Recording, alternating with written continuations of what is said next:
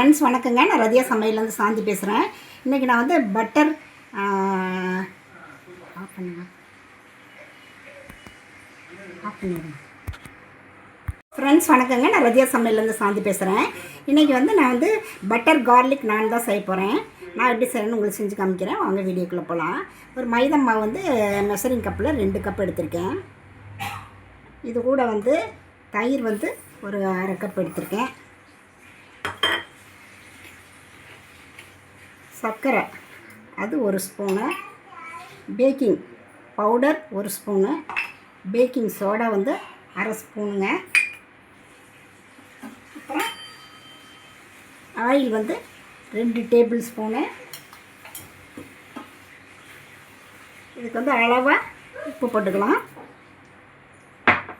உப்பு போட்டு நல்லா எல்லாம் ஒன்றா கலந்து விடலாங்க. பாருங்கள், எல்லாம் இப்படி நல்லா ஒன்றா கலரி இப்படி பிடிச்சா இப்படி பிடிக்கிற மாதிரி வரணும்.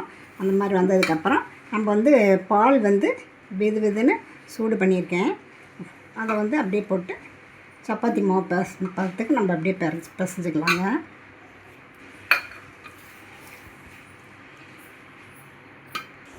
பாருங்கள், இந்த மாதிரி சப்பாத்தி பதத்துக்கு நல்லா நம்ம பிசைஞ்சிக்கணும்.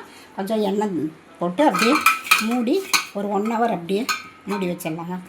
சாரி, 1/2 hour வச்சா போதும், 1 hour இல்லை, 1/2 hour அப்படியே வச்சிடலாங்க. பாருங்கள், பட்டர் வந்து அப்படியே வந்து மெல்ட் பண்ணியிருக்கேன். அது கூட கொஞ்சம் திருகின இஞ்சி வந்து நம்ம சேர்த்திக்கலாம். அப்புறம் கொஞ்சம் மல்லி இலை,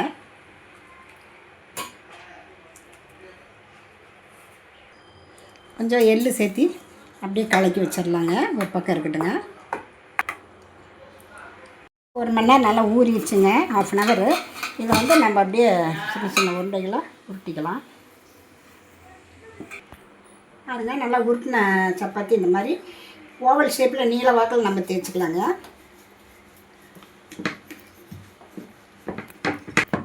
பாருங்கள், நல்லா இந்த மாதிரி ஓவல் ஷேப்பில் தேய்ச்சிட்டு நம்ம வந்து இந்த பட்டர் கார்லிக்கு மல்லி இலை போட்டு கலந்து வச்சுருக்கோம்ல, அதை இதில் போட்டு அப்படியே அப்ளை பண்ணிக்கலாம். தவா அடுப்பில் வச்சுருக்கோங்க. கல் நல்லா காஞ்சிருச்சு. இதில் நம்ம அப்படியே நல்லா கொஞ்சம் ஹை ஃப்ளேமில் தான் நம்ம வைக்கணும். பாருங்கள் எப்படி உப்புதுன்ட்டு நம்ம அப்படியே திருப்பிக்கலாம்.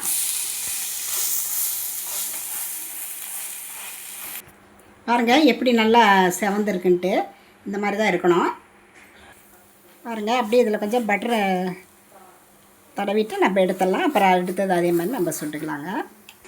அடுத்தது அதே மாதிரி போட்டுக்கலாங்க. கொஞ்சம் வேகட்டும். பாருங்கள் எப்படி உப்பி வருதுன்ட்டு. அடுத்த பக்கம் அப்படியே திருப்பி போட்டுக்கலாம். அப்படியே அடுத்ததுக்கும் அப்படியே கொஞ்சம் பட்டர் தடவிக்கலாங்க. தடவிட்டு எடுத்துடலாம். அதே மாதிரி நம்ம எல்லாத்தையும் சுட்டு எடுத்துடலாங்க. பாருங்கள் எப்படி இருக்குன்ட்டு. இதே மாதிரி நாமளும் வீட்லேயே இந்த மாதிரி நான் செஞ்சு குழந்தைங்களுக்கு கொடுக்கலாம். ரொம்ப டேஸ்ட்டாக இருக்கும். இது வந்து நான்வெஜ்லாம் சிக்கன் கிரேவி, மட்டன் கிரேவி எதில் வச்சு சாப்பிட்டாலும் ரொம்ப நல்லாயிருக்கும். நான் சிக்கன் கிரேவி தான் இன்றைக்கி செஞ்சுருக்கேங்க.